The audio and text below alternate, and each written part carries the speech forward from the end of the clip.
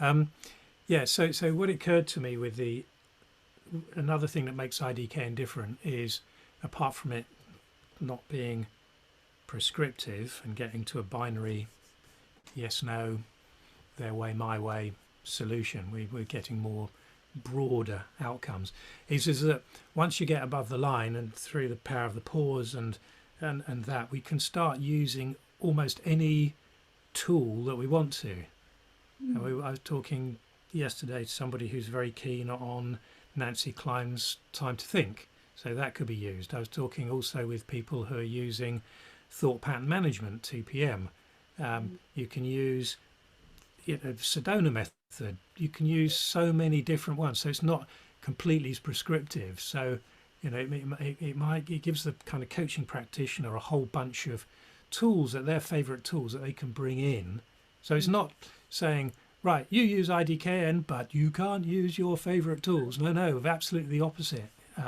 It's just putting that tool into the right slot, into the right space, and having the client understand where they are within this not knowingness journey. I see it as our sandbox again, playing with these ideas, because you enter the sandbox wanting to play, but you don't quite know what or how. It's Yeah, open-ended.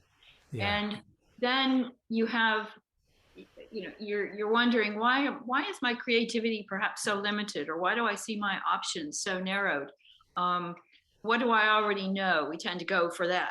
But now when you're in the sandbox and playing, you say, wait a minute, let me stop and go above the line and try to, and then through our process build that sandcastle. So what you're talking about with the sandcastle is, what are the toys we can play with here?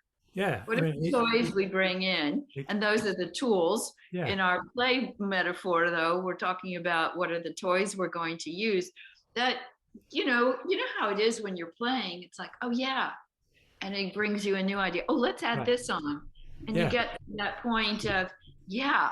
And then, like you mentioned with your client, you get to a point where you're like, yeah, I see. Oh, I love my sandcastle.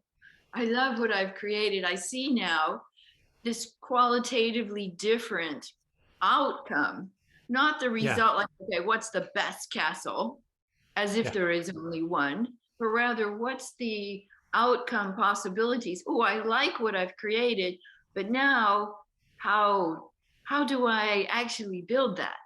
yeah, How do I actually move that into reality? yeah. And that's the courage threshold. That's it. Yes, our All famous these tools, cliff face of courage. Yes. so all of these tools are just like building materials, Yeah, and toys that we play with.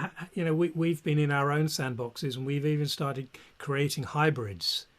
And I think that's what happens with people that come in as well. And it's just a space to play, and it's safe. Mhm. It's really the definition of innovation, bringing unlike things together, Yeah, cross fertilization that creates a yeah. new opportunity. And what the other factor, of course, is actually having other people there, because once you start playing with other people, our creation of IGK is a complete case in point. you know we've both admitted that we would never have come up with 99.9% of this without our own interactions. And you know you're able to come up with tons and tons of academic work that's done already, and plus your own stuff, and I come up with, "Oh, I don't understand that, but is it a bit like this?" And maybe, oh, and then completely left field. I don't know where it comes from.